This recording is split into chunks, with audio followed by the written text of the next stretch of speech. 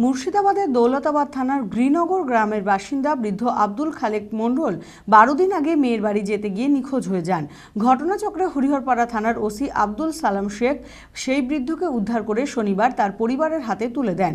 নিখোঁজ আব্দুল খালেক মণ্ডলকে ফিরে পেয়ে খুশি পরিবারের সকলে এবং কৃতজ্ঞ হরিহরপাড়া থানার ওসি আব্দুল সালাম শেখের প্রতি।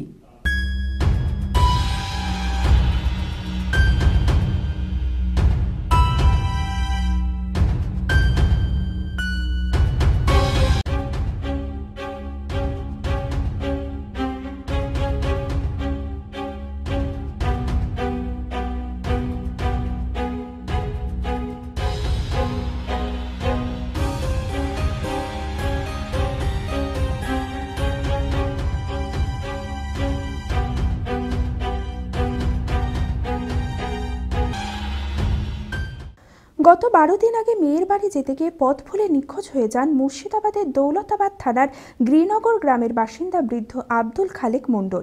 থানায় অভিযোগ দায়ের করা হলেও 12 দিন যাবৎ তার কোনো খোঁজ পাওয়া যায় না।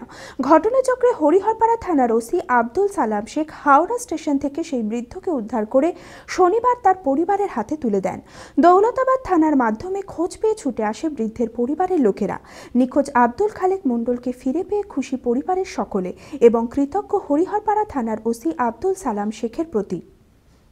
বাড়ি হচ্ছে দৌলতাবাদ থানা গ্রীনগর গ্রাম। আমার দোলা ভাই হচ্ছে আপনার আজ থেকে 12 দিন আগে নিখোঁজ হয়ে যায়। বোনের বাড়ি মানে আমার গিয়েছিল, বোনের বাড়ি যাওয়ার পর সেখান থেকে পথভ্রষ্ট হয়ে হারিয়ে যায়।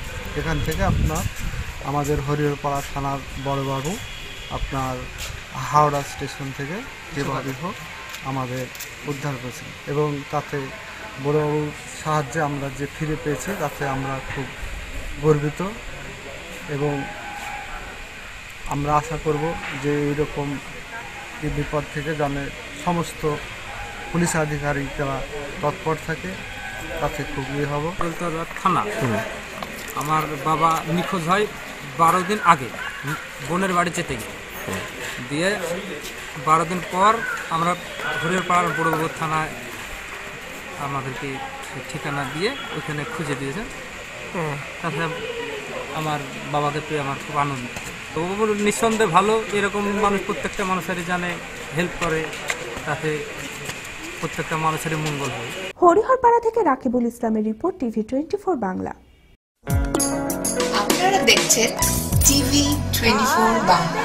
টিভি 24 বাংলার সমস্ত খবরের আপডেট পেতে ইউটিউবে সাবস্ক্রাইব করুন টিভি 24 বাংলা চ্যানেলটিকে এবং সাবস্ক্রাইবের পর অবশ্যই বেল আইকনটি একবার ক্লিক করুন। কমেন্টস আর শেয়ার করতে ভুলবেন না।